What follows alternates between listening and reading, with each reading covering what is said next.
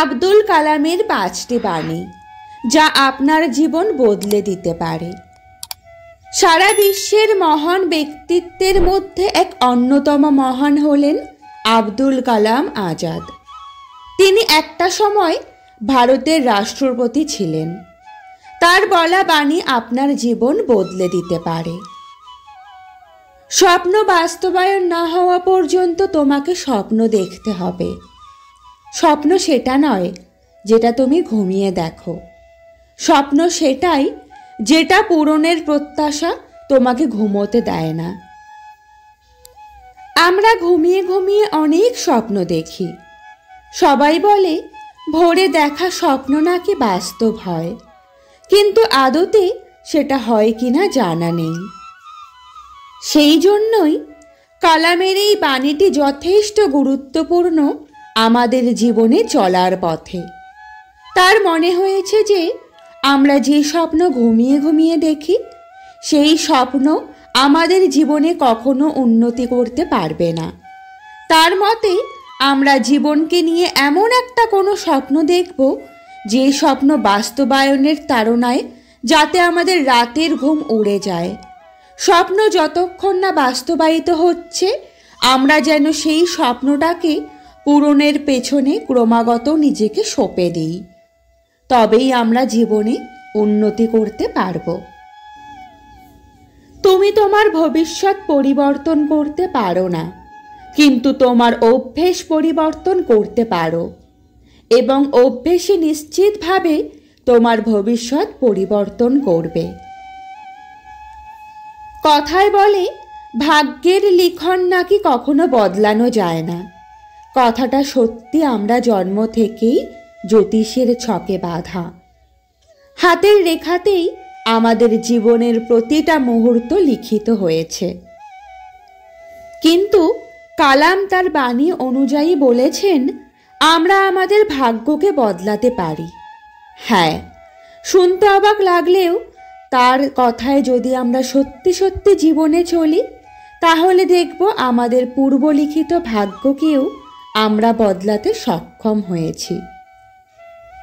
তার মতে ভাগ্য বদলাতে পারে একটি জিনিস, সেটি হলো আমরা যদি আমাদের কিছু অভ্যেস বদলাতে পারি, তাহলে তার মতে সে বদলানো অভ্যেসই আমাদের ভাগ্য বদলাতে পারে।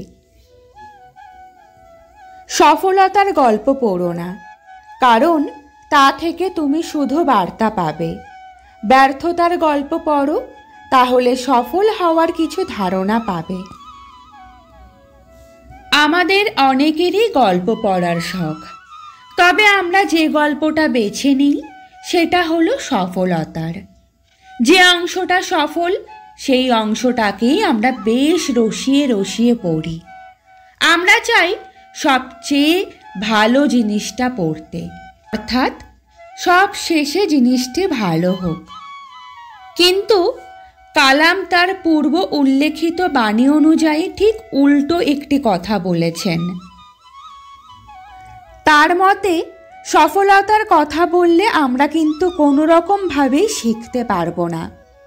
তার মতে আমাদের সব সময় ব্যর্থতার গল্প পড়া উচিত, এবং অবশ্যই ব্যর্থতা থেকে সেই মানুষটা কিভাবে সফলতার শিখরে পৌঁছেছে সেইটা আমাদের শেখা উচিত। সহজে সফলতা পেয়ে গেলে আমরা কেউই কষ্ট করতে পারবো না, বা কষ্ট করতে ভুলে যাব। সেই রকম কোনো কঠিন পরিস্থিতি এলে আমরা কিন্তু তার মোকাবিলা করতে পারবো না। কিন্তু আমরা যদি প্রথম থেকেই ব্যর্থতার গল্প শুনি তাহলে কিন্তু আমাদের মনের মধ্যে একটা সব পরিস্থিতিকে জয় করার উৎসাহ এবং ক্ষমতা তৈরি হবে, যা জীবনে এগিয়ে চলার জন্য খুবই দরকার। সূর্যের মতো দীপ্তিমান হতে হলে তোমাকেও প্রথমে সূর্যের মতোই পড়তে হবে। পরিশ্রমী মানুষকে সাফল্য এনে দেয়। তাই কালামের একটি বাণী, সেটি হলো সূর্যের থেকে যে প্রবল আলো প্রজ্বলিত হয় তা কিন্তু একদিনে হয়নি।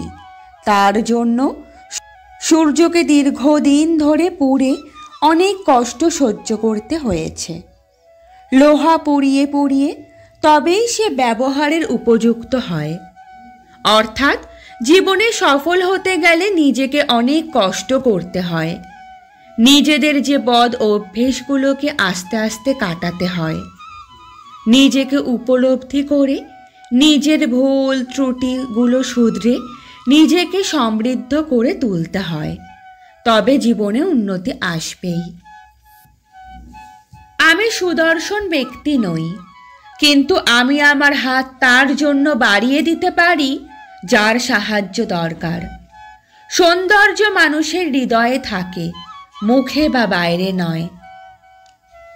কথায় আছে, পহলে দর্শনধারী পিছে গুণ বিচারী। কথাটা আক্ষরিক অর্থে কিন্তু সত্যি নয়।